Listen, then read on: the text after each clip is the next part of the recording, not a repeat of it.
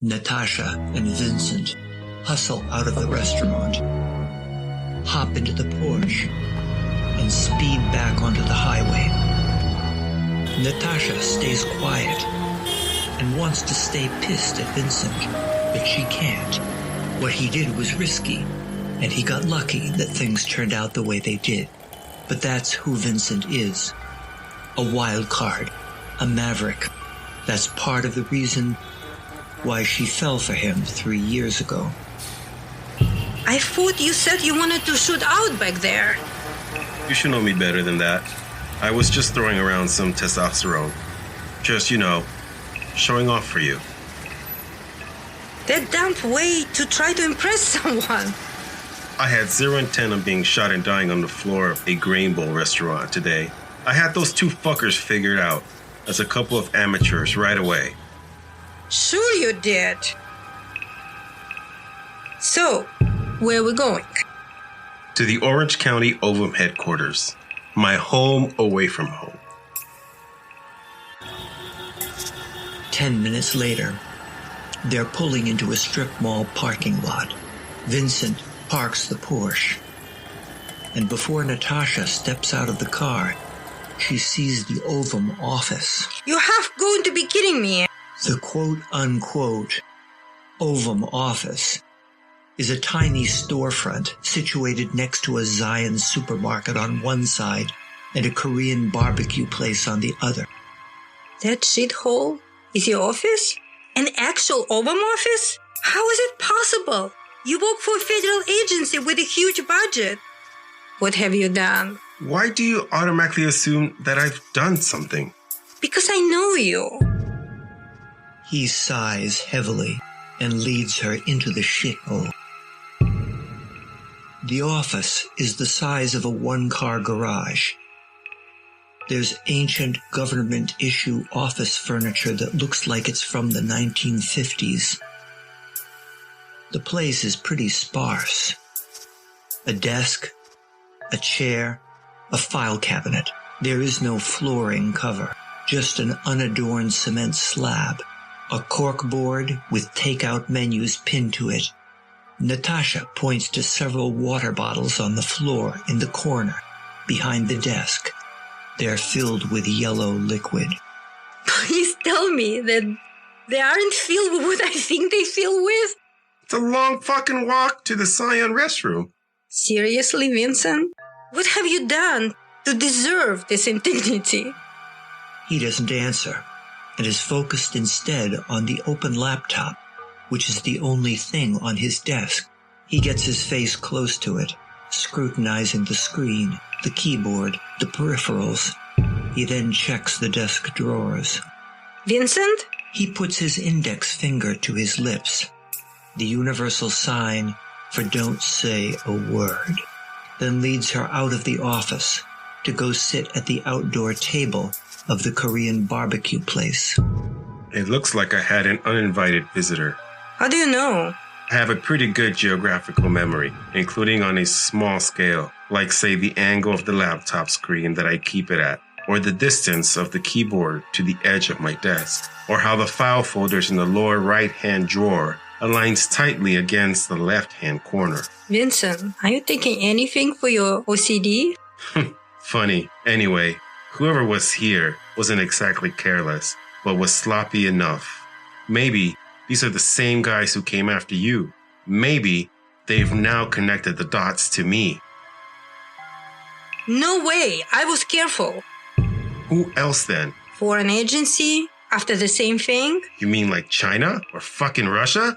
Natasha inadvertently flinches a little at the mention of Russia. She plays it off. Yeah, maybe. But why target me or something I don't know about? Because you're the only OAVUM agent here.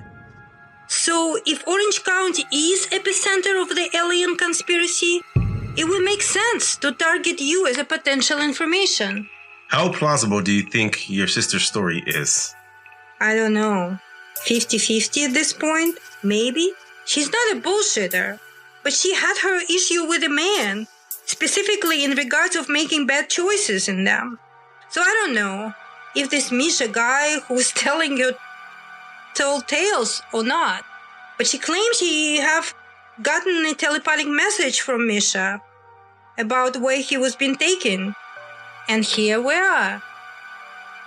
Vincent leans over the table toward Natasha, looks around conspiratorially.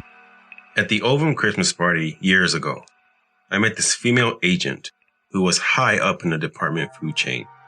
In fact, she was pretty high herself that night.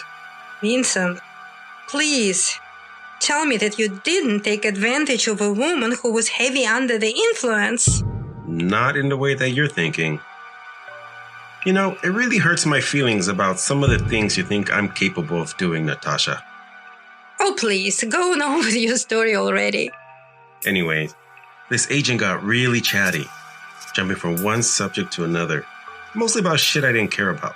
The one thing that stuck with me, though, was when she said that Area 51 hadn't been the focal point of extraterrestrial activity since the early 50s. The military kept leaking fake information as if Area 51 was still active. So the place was decoy all this time? Fuck yeah. Where's all taking place now? I'm not sure. What the agent said was that the extraterrestrial operations were spread out here and there. Places that are military adjacent, but not so obvious. Natasha thought about it for a bit. Place like Orange County? Where not a lot of military presence, but a number of abundant military bases? Vincent gives a wry smile. Maybe. So, are we doing this? Oh yeah, we're doing this all right. But first, we need to flesh out whoever was snooping in my office. So they go back into the OAVUM office and speak loudly, knowing that the office is bugged, and pretend to just have had some delicious Korean barbecue next door, along with many beers. After some fake drunken banter, they act as if they had just received an upload of Misha's file, which includes the extraterrestrial's whereabouts. They feign excitement about finally seeing him in person. Later that night, Natasha and Vincent are parked across the street from the OAVUM office, staking out the place, expecting their target to show up and break into the office. And sure enough, around 11 p.m., a nondescript white van pulls up in front of the office. Someone dressed in all black exits the van, turns on a flashlight, and picks the lock to the office. Once inside, the person turns on Vincent's laptop, illuminating his face. Bingo. They leave the car and jog toward the office with weapons drawn. Vincent barges in first while shining a flashlight in the intruder's face. Don't move, asshole! Natasha follows with pistol pointed. Let me see your hand. Now. The intruder is shortish but solidly stout with a square head, a human version of a pit bull. He looks to be in his 40s and has a shaved head. The man is stone-faced and does as instructed and raises his hands. Natasha pats him down and retrieves a pistol, then zip-ties his hands behind his back and shoves him down onto one of the chairs. Vincent pulls up another chair, sits and faces the man and looks him up and down, and sniffs the air. You know what I smell? A foreign agent. Specifically, Russian intelligence. I'm right, aren't I? Natasha watches anxiously. Look, whatever the fuck your name is, we know why you're here, so just make it easy on yourself. All we want is confirmation to make sure you're not some unrelated loose thread. Look, I can't cut you loose, but what I can do is hand you off to the State Department, and they can politicize it and maybe cut a deal with your bosses to get some of your guys back. Or maybe, given the current administration, they close their eyes while you walk out the front door and go running to the Russian embassy. If you don't cooperate, I'm going to call the CIA. And I don't mean calling the front desk at Langley and asking for Mr. Suit and Tie or Miss By the Book. I'm going to call my buddies who are out in the field who do things their way. You know what I'm talking about? Right? Pony Mesh? Boris, do you understand? The man just stares back at Vincent. He is really good at being stone-faced. Vincent stands, frustrated, and turns to Natasha. Maybe you can get through him, Russian to Russian. Vincent pulls out a box cutter from the desk drawer and cuts the zip ties loose, only to retie the man's wrists to the arms of the chair. Vincent then grimaces and rubs at his abdomen. Oh, I gotta run to the science restroom next door. The chili cheese fries I had earlier aren't sitting well. Feel like it's gonna be a doozy. TMI, Vincent. He turns back to quote-unquote Boris. You behave, because if you don't, Natasha here won't hesitate to shoot your fucking face off. And with that, Vincent rushes out of the office. Boris turns his gaze to Natasha, who stays standing still and has her pistol pointed. In Russian, the man finally speaks. "Я знаю тебя. I know you." Natasha replies in Russian. No, you don't. "Oh, yes, I do." Bullshit. Никого ты не знаешь. He's got terrible teeth. It seems that there has been a lack of communication between my bosses and your bosses. You see, we are after the same thing. We are both searching for Misha. And by the way, how is your sister? Natasha becomes worried and agitated. Who are you? Who are you with? FSB? SVR? What does it matter? We're on the same team after all. She's getting angry and points the pistol more fiercely at him. Откуда ты меня знаешь? How do you know me? We were informed that you were captured or possibly killed by the Americans.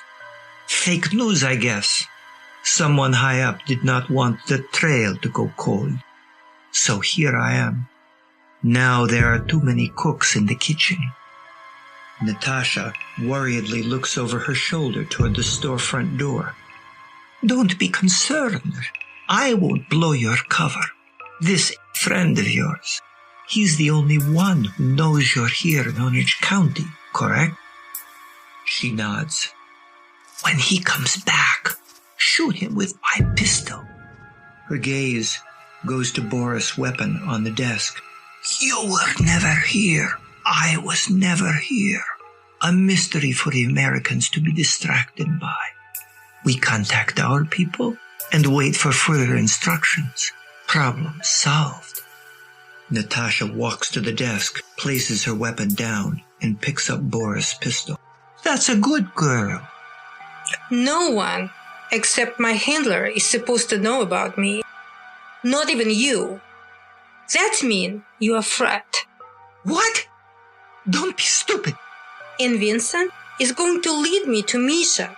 So according to that equation, Vincent is more valuable to me than you. You bitch! With the chair still attached to him, the man gets to his feet and bull rushes Natasha. But before he slams into her, she is able to get a shot off. Just then, Vincent rushes into the office with pistol in hand. What the fuck?